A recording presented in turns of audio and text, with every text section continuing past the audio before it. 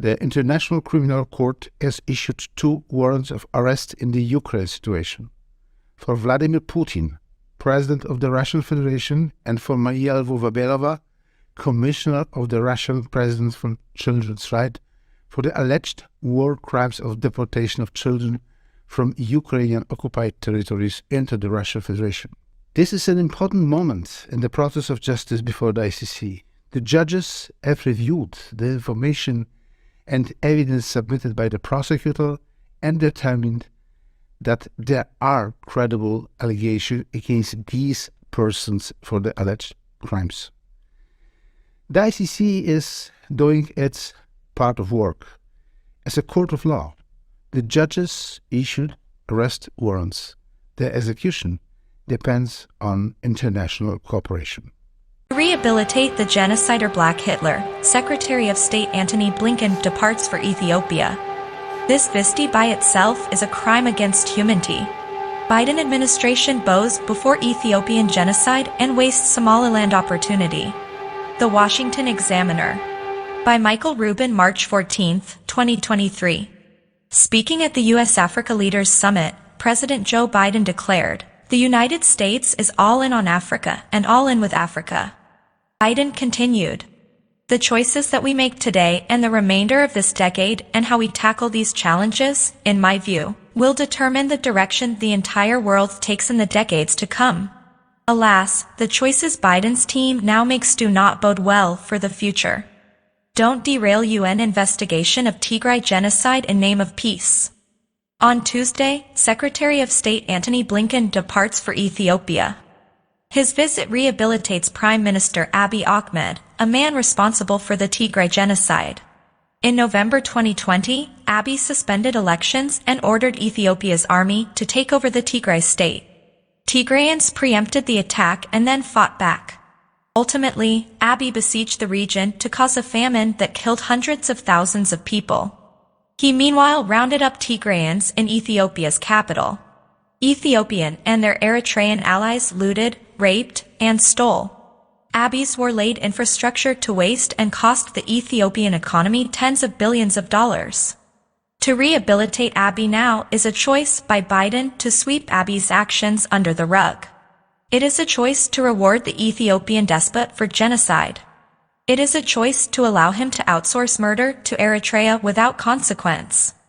It is a choice to greenlight Abiy's willingness to repeat the Tigray playbook against any other group that questions his Messiah complex and leadership. Freedom House ranks Ethiopia as among the world's least free countries, not much better off than Russia and less free than the Persian Gulf's absolute monarchies. Niger, the second and final stop on his swing through Africa, is more democratic. It sits alongside El Salvador and Tunisia in the rankings, but Blinken goes mostly because Niger is home to the chief U.S. drone base in Africa. What is curious is Blinken's top omission. While Biden's team says it will compete against China, Blinken studiously avoids any visit to Somaliland, the most democratic country in the Horn of Africa and a country that, unlike Ethiopia and Niger, cast its lot with Taiwan and Western democracies. If Biden and Blinken are serious about countering China, they should not treat China's partisans better than they treat America's allies. Rather, it seems Blinken deliberately and irrationally seeks to throw Somaliland under the bus in deference to State Department's bureaucratic interests. Too many African hands in Foggy Bottom worry more about antagonizing Somalia's entrenched interests than they do about advancing America's strategic position in the region.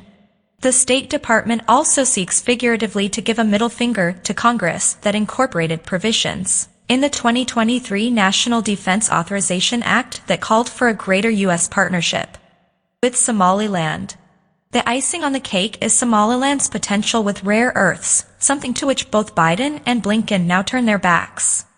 I have flown from Ethiopia's capital Addis Ababa to Somaliland's capital Hargeisa.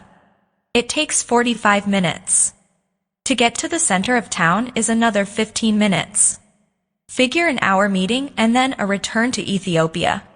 For Blinken to say he does not have 3 hours to celebrate African democracy and reward countries who say no to Beijing shows just how unserious Biden and Blinken are when it comes to countering China's inroads in Africa. Biden promised to make choices for the future. Unfortunately, he now makes all the wrong ones. We have, as you know, forces from Eritrea that are there, and we have forces from an adjoining region, Amara, that are there. They need to come out, and a force that will not abuse the human rights of the people of Tigray or commit acts of ethnic cleansing, which we've seen in Western Tigray, that has to stop. We also need full accountability. We need to get an independent investigation into what took place there. ወራህመቱላሂ ወበረካቱ ወንድም ህዝብ የሆነው የግብጽ ህዝብ በፍጹም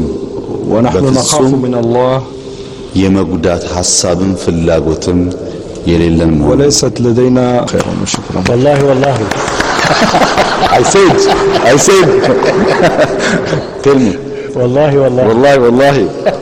لن نقوم بأي ضرر لن نقوم بأي ضرر للمياه في مصر مصر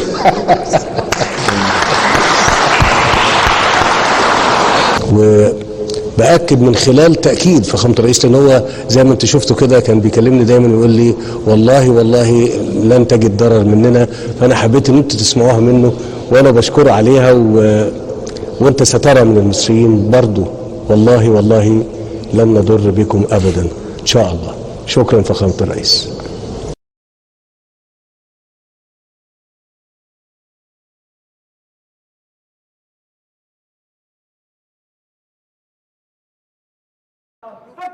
Previously known internationally as a man of peace, he has now put his country on a war footing. The Ethiopian Prime Minister Abiy Ahmed says he will bury his government's enemies with blood. That as rebel Tigrayan forces and their allies threaten to advance on the Ethiopian capital. Ethiopia will not collapse. Ethiopia will prosper. Ethiopia will exist forever honorably by defeating all who test her through the blood and bones of her children. A call by Abiy Ahmed to bury the enemy, in a statement posted on his Facebook page last weekend, was removed by the platform for violating its policies against inciting and supporting violence. A joint UN human rights investigation reported on Wednesday that all sides in the current conflict have committed abuses which may amount to crimes against humanity and war crimes. The Nobel Peace Prize. It is a sharp contrast to 2 years ago when he was awarded the Nobel Peace Prize for settling Ethiopia's long-time conflict with neighboring Eritrea. With regard to the conflict with Eritrea, which has lasted for years, we want an end to it, for the common good of our two nations, not only for our benefit, but for both these nations, which have blood ties. Abiy Ahmed became Prime Minister of Ethiopia in 2018 at just 41 years of age. Born to Christian and Muslim parents, he promoted unity in a country marked by religious and ethnic divisions. He lifted restrictions on the media, released thousands of political prisoners, and appointed women to half his cabinet. The reformer and peacemaker went to war exactly a year ago, sending troops into the northern Tigray region. Since then, thousands of people have been killed and 2.5 million have been displaced. There have been calls for him to return his Nobel Peace Prize. Come on stage for a group photo.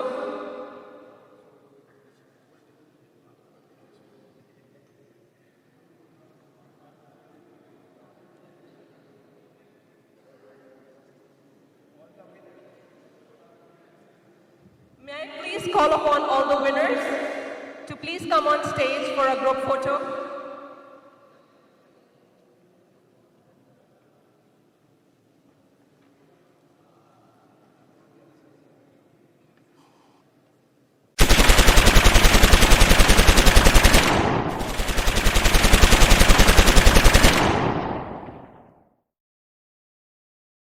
The Nobel Committee should resign over the atrocities in Tigray.